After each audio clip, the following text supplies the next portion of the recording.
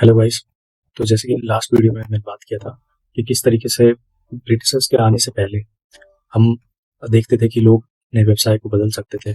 लोग अगर किसी ऐसी जगह पर रह रहे हैं जहाँ पर उन्हें कम अपॉर्चुनिटी मिल रही है बिजनेस करने की या फिर व्यापार की, या फिर उनका ऑक्यूपेशन उतना अच्छा नहीं चल रहा है जिसमें कि वो पैसा कम बना रहे हैं, तो लोग एक जगह से दूसरी जगह पलायन कर जाते थे, पूरे के पूरे एक समुदाय, ताकि बेहतर सुविधा मिल सके, बेहतर रोजगार मिल सके इसके अवसर में। तो ये सारी चीजें जैसे होती थी तो लोग एक व्यवसाय को छोड़कर दूसरे व्यवसाय में अ, ढल जाते थे। तो वहां पर उनकी जो आइडेंटिटी थी, जो व्यवसाय को लेकर होती थी कि अरे यार ये तो कुम्हार है, ये तो बनिया है, तो वो चेंज हो जाती थी कि यार हो सकता है कोई कुम्हार किसी दूसरे गांव में जाकर क्षत्रिय बन गया हो, कोई ऐसा हो जो किसान हो तो दूसरे जगह पर जाकर बनिया बन गया, क्योंकि उसको खेती करने में उतना सुविधा नहीं मिल रहा हो जिस जगह पर वो हो सकता है वहां पर उसके साथ उतने अच्छे से उनको जो रिस्पेक्ट है उस कास्ट में नहीं मिल रही। तो लोग बदलते थे समय के साथ, अपने जाति को और कास्ट को बदल सकते थे और सोसाइटी इसको एक्सेप्ट भी करती थी। कभी तो राजा उन्हें चेंज करते थे। राजा को अगर लगता था कि हाँ हमारे लिए ये कम्युनिटी ज्यादा लॉयल रही है तो हम इसे अपर कास्ट में कन्वर्ट कर देंगे, लेकिन उसका जो सोशल इम्पैक्ट था वो बहुत ज्यादा रिजिड नहीं था कि कोई बहुत बड़ी घटना नहीं होती थी कि लोग एक दूसरे को मार रहे हैं, काट रहे हैं इस आधार पर, किसी भी जाति के आधार पर। वो सारी चीजें नहीं होती क्योंकि फ्लूइडिटी बनी थी। लोग अ, कहीं भी किसी भी जगह पर अपने आधार पर अपने मन मुताबिक लोग काम कर सकते थे। ऐसा नहीं था कि अगर कोई पिता लोहार है तो उसका बेटा भी लोहार ही बनेगा।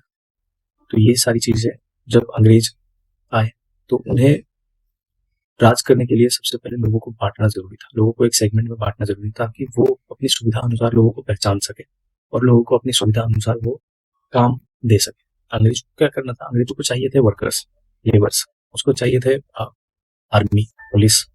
तो अंग्रेज ये समझ नहीं पा रहे थे कि इतनी बड़ी आबादी को हम समझे कैसे, चूंकि वो वेस्टर्न कल्चर से आए थे, जहाँ पर की रंग भेद बहुत ज्यादा मायने रखते थे। तो वे हमेशा यहाँ पर भी उस चीज को पोर्ट्रे करना चाहे, तो उसके लिए उन्होंने कुछ टूल्स का सहारा लिया। तो उसमें से एक था कंपनी पेंटिंग, जो कि पटना में उस समय के पाटलिपुत्र में शुरुआत किया गया। जितने भी आर्टिस्ट, जो कोट आर्टिस्ट थे, मुगल आर्टिस्ट या फिर राजपूत आर्टिस्ट या पहाड़ी आर्टिस्ट, तो वो सारे आर्टिस्ट अब अंग्रेज के जमाने में खाली थे, उनके पास कोई व्यवसाय नहीं था, तो उन्हें अंग्रेजों ने पैसा देकर और अपने अंग्रेजों के जो आर्टिस्ट थे, जो वेस्टर्न आर्टिस्ट थे, उनके थ्रू उनको ट्रेन किया गया कि आप कैसे रियलिस्टिक आर्ट कर सकते हो। तो चूंकि वो लोग मिनिएचर आर्ट करते थे, पहले पहाड़ी पेंटिंग करते थे, तो अब उससे ट्रांजिशन करके उन्हें रियलिस्टिक आर्ट सीखना था। तो वो चीज सीखने के लिए, सिखाने के लिए ये वेस्टर्न आर्टिस्ट आए और उन्होंने उन्हें ट्रेन किया कि आप किस तरीके से बिल्कुल हूबहू जैसा दिख रहा है वैसा ही रियल आर्ट वर्क आप तैयार करोगे, real painting, photography, portrait, photography की तरह एक तरीके से पोर्ट्रेट होती है वैसा तैयार करने के लिए उन्हें सिखाया गया। तो अब लोग जब देखते हैं उस कला को तो लोगों को मन में ये इम्पैक्ट जाना चाहिए कि हाँ ये रियल है, हाँ ये सच में ऐसा ही है, वो जो देख रहे हैं सामने पेंटिंग में ये सच में ऐसा ही दिखता होगा, ये सच में असल जीवन में भी ऐसा ही हो। तो इस चीज को विजुअलाइज कर सके लोग, और विजुअल पावर बहुत ज्यादा हमारे माइंड पर हावी होती है, तो इसलिए अंग्रेजों ने इसका सहारा लिया। अब अंग्रेजों ने क्या किया, ऑर्डर दिया जितने भी आर्टिस्ट हैं जो कंपनी पेंटिंग में बना रहे हैं वे अलग अलग जाति की पोर्ट्रेट बनाएंगे, और वो पोर्ट्रेट बिल्कुल ऐसी होगी, बैकग्राउंड ब्लैंक होगा, और जो हायर कास्ट के लोग हैं उनकी स्किन थोड़ी सी लाइट रखी जाएगी, क्योंकि वो लोग वेस्टर्न कल्चर से आते थे तो उनके मन में अभी भी वो सोशल हायरार्की, गोरे चमड़ी में ज्यादा उन्हें मतलब शान दिखता था।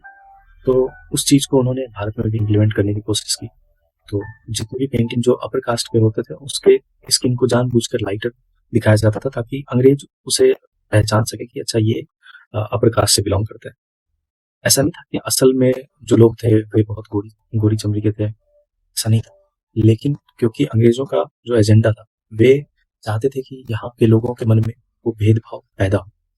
भेदभाव ऐसा नहीं था कि नहीं था, बिल्कुल भी था, थोड़ा बहुत रहा होगा, लेकिन जैसे ही अंग्रेज आए तो उन्होंने एक बॉक्स में सबको फिट करने की कोशिश की ताकि वे अपने मन मुताबिक हमसे काम करा सके और हमारे ऊपर वो डिवाइड एंड रूल की पॉलिसी भी अप्लाई कर सके। तो ये इसमें उन्होंने बहुत हद तक कामयाबी हासिल भी की, क्योंकि 1857 के रिवॉल्ट के बाद अंग्रेजों को ये पता चल गया था कि अगर ये यूनाइट रहे तो फिर हम कभी राज नहीं कर पाएंगे इनके ऊपर। तो उन्होंने फूट डालने के लिए हर मुमकिन कोशिश की, चाहे वो अखबार के ज़रिए हो, चाहे वो लिटरेचर के ज़रिए हो, चाहे वो कला के ज़रिए हो, और फिर बाद में फ़ोटोग्राफ़ी आई। तो कला में जिस तरीके से उन्होंने पेंटिंग बनवाई कि एक अगर कोई किसान है तो वे बिल्कुल फटे-चिटे कपड़े पहने होंगे, उनकी स्किन बहुत डार्क होगी और वे बिल्कुल असहाय दिख रहे होंगे, उनके बैकग्राउंड बिल्कुल फ्लैट, बैरन, कोई सीका जो एक होता है जिसमें कि कलर हम देखकर बता सकते हैं कि अच्छा यहाँ कुछ खुशनुमा पल होगा, वो बिल्कुल नहीं होना चाहिए। तो उसके उलट बिल्कुल नेगेटिव वाइब आती है उन सारी पेंटिंग से, जिसको कि अंग्रेज़ों ने पोर्ट्रे करवाया था उस तरीके से, जो लोअर कास्ट के लोगों का जितना भी कैरेक्टर डिज़ाइन हुआ था। फिर जैसे ही अपर कास्ट के जो लोग हैं, उनको थोड़ा-सा विलासितापूर्ण दिखाना है, चाहे वो सुनार हो, चाहे फिर वो कोई अच्छा रईस घराने का ज़मींदार हो, या फिर कोई ऐसे जो ब्राह्मण है, तो उन सबको एक अलग स्किन टेक्सचर में दिखाना, और जो गरीब है उनको डार्क टेक्सचर में दिखाना। तो जो चाहे वो जो शुद्ध हो, चाहे फिर वो किसान हो, चाहे वो जितने भी कुम्हार हैं, तो इस तरीके से उन्होंने बाँटना और लोगों को ये चीज़ दिखाना चाहा कि हाँ देखो, आप आपस में यूनाइटेड नहीं हो, क्योंकि आप में बहुत ज़्यादा दूरियाँ हैं। तो वो पेंटिंग में वो दिखाने में सफल रहे। फिर उसके बाद जैसे ही ये पेंटिंग का काम ऑलमोस्ट मतलब चल ही रहा था, तब तक फ़ोटोग्राफ़ी आ गई। 1860 के बाद अंग्रेज़ों ने बहुत बढ़ चढ़कर एक तरीके से फ़ोटोग्राफ़ी का टेंडर निकाला कि हम इन सारी जातियों का फ़ोटोग्राफ़ी करेंगे। तो जितने भी, क्योंकि अंग्रेज़ हर किसी को पहचान नहीं पाते थे। भारत में लोग बहुत भिन्न हैं, लेकिन फिर भी पहचानने के लिए उन्हें दिक्कत होती है, क्योंकि वे उस तरीके से हमें रीड नहीं कर पाते थे। तो उन्होंने हमें बाँटना चाहा। तो बाँटने के लिए जो सारी टूल्स थी, उसमें एक बहुत अहम भूमिका निभाई फ़ोटोग्राफ़ी ने।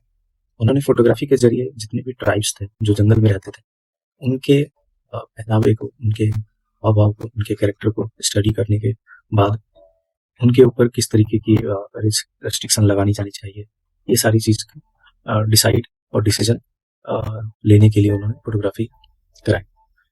फ़ोटोग्राफ़ी का भी उसी तरीके से इस्तेमाल किया गया जैसे पेंटिंग का किया, ताकि लोगों को बिल्कुल ऐसा महसूस ना हो कि वो यूनाइटेड हैं, वो एक हैं, या फिर वे एक हो भी सकते हैं।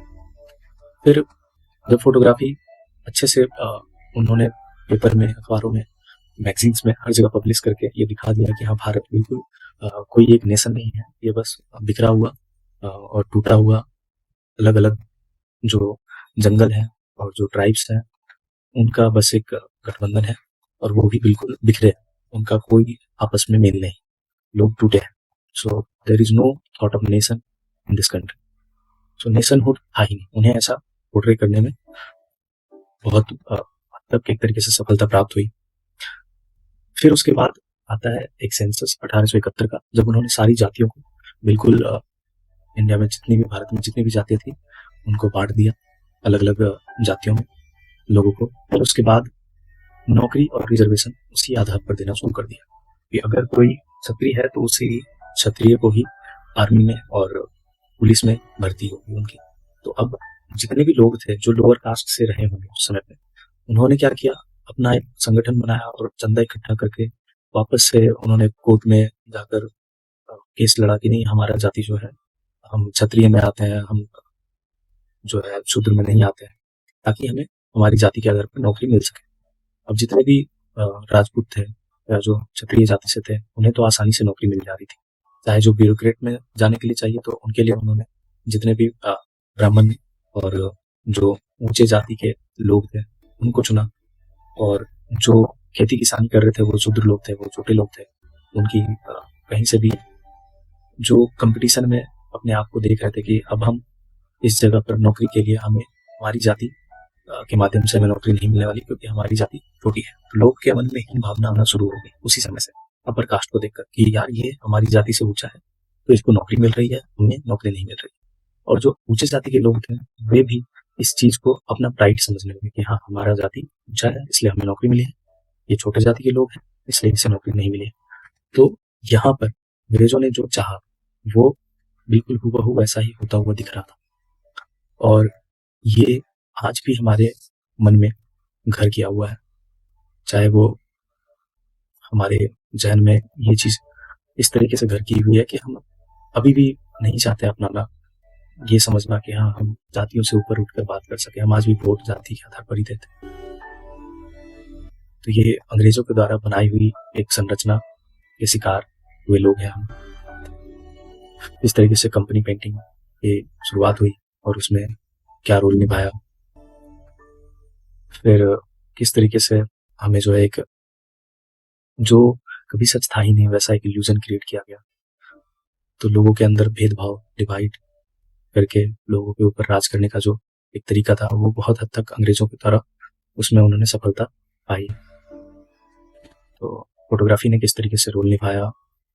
फिर उसके बाद जब प्रोजेक्ट 1868 से 1875 जिस समय की, इसमें एक और चीज खास इन्होंने क्या किया था, इन्होंने ट्राइब्स एक्ट निकाला था, क्रिमिनल ट्राइब्स एक्ट। इसका मतलब ये था कि जितने भी ट्राइब्स हैं उन्हें क्रिमिनल के जैसा ट्रीट किया जाएगा। तो जितने भी लोग, जो जनजातियां रह रही थी उस समय जंगलों में, वो सारे लोगों के ऊपर बहुत सारी यातनाएं हुई, क्योंकि उन्हें रातों रात सिर्फ एक फैसले पर लोगों को क्रिमिनल घोषित कर दिया गया, पूरे ट्राइब जो जंगल में रहते। और मार्शल रेस थ्योरी, जिसमें कि जो भी क्षत्रिय थे उन्हें आर्मी और जो पुलिस की नौकरी थी उसके लिए उन्हें सुटेबल घोषित कर दिया गया कि हाँ, ये सारे लोग इन आधार पर, सिर्फ और सिर्फ जाति के आधार पर नौकरी के लिए काबिल है। और सिर्फ जाति के आधार पर किसी को क्रिमिनल घोषित कर दिया गया। तो ये बहुत गहरा आघात पहुंचा है जितने भी जो ट्राइब्स। अब वैसा है, जितने भी ट्राइब्स अब जब देखते थे लोगों को जो दूसरी नॉर्मल बस्ती में रह रहे हैं या फिर जो थोड़े से ऊंचे जाति में है, उनसे उन्हें हीन भावना होने लगी, क्योंकि उनके लिए कोई लड़ा नहीं अंग्रेजों से उस समय। तो जब फाइनल कोडिफिकेशन हुआ सेंसस का, उसका जो रिजल्ट आया, ब्राह्मण, क्षत्रिय, वैश्य और शूद्र हर किसी को अलग तरीके से एक सोशल हायरार्की में डाल दिया गया। जो अंग्रेज वेस्टर्न कल्चर में देखे थे कि उन्हें जिसकी चमड़ी ज्यादा, स्किन ज्यादा बुरी है, वह ज्यादा काबिल है, योग्य है, ब्यूरोक्रेटिक तरीके से इस चीज को डील किया गया। फिर हम देखते हैं कि किस तरीके से जो ये कंक्लूजन अगर हम बनाए, तो ये स्टीरियोटाइप आज भी हमारे सोसाइटी में मौजूद है और हम इसे टैकल नहीं कर पा रहे, क्योंकि जो फ्लूइडिटी बनी थी उस टाइम पे अंग्रेजों के आने से पहले कि लोग अपने जाति व्यवस्था को बदल पा रहे थे, आज के दौर में लोग नहीं बदल पा रहे, क्योंकि आज फिर वही अंग्रेज चले गए, लेकिन जो फूट डालो राज करो की राजनीति आज भी वैसे ही चल रही है। लोग आपस में जाति के आधार पर लड़ रहे हैं, क्योंकि उन्हें लग रहा है कि एक खास जाति है जिन्हें नौकरी मिल रही है, जिन्हें ज्यादा सुविधाएं दी जा रही है।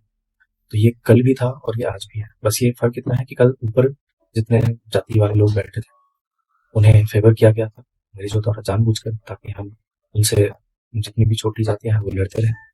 और आज सरकार जस्ट उसके उलट में वोट के लिए, क्योंकि जो छोटी जातियां हैं उसकी जनसंख्या ज्यादा है, चाहे वो ओबीसी की हो, चाहे वो SC ST की हो। तो अब आज जिस तरीके का माहौल है उसमें बहुत ज्यादा फर्क नहीं है। अगर देखें तो हमारी यूनिटी कल भी अंग्रेजों ने तोड़ दी थी और आज भी टूटी हुई है। होप आप लोगों को समझ में आया हो कि किस तरीके से आज का जो हमारा कास्ट सिस्टम है वो भारत का मूलभूत आधार नहीं था, जिसको हम कह सके कि बिल्कुल रिजिड, आप कभी भी बदल नहीं सकते हो, ऐसा नहीं था। ये बनाया गया और ये पैदा किया गया और ये हमारे माइंड में एक झूठ का बीज बोया गया, जिसे हम आज भी सच मानकर अपनी इस दयनीय स्थिति का खुद ही जिम्मेवार है। थैंक यू अभी तक मेरा वीडियो पूरा देखने के लिए। मैं चाहूंगा कि आप अपने सुझाव भी मुझे बताएं कि आपका क्या राय है इस बारे में, इस टॉपिक पे। आपको क्या लगता है कि क्या जिस पॉइंट ऑफ व्यू से मैं बात कर रहा हूँ, क्या इस पॉइंट ऑफ व्यू के अलावा भी और भी बहुत सारी अलग अलग अवधारणाएं भी हो सकती हैं? तो आप अपने विचार कमेंट में जरूर बताएं, मुझे अच्छा लगेगा आपके थॉट्स को जानकर। और थैंक यू फॉर वॉचिंग।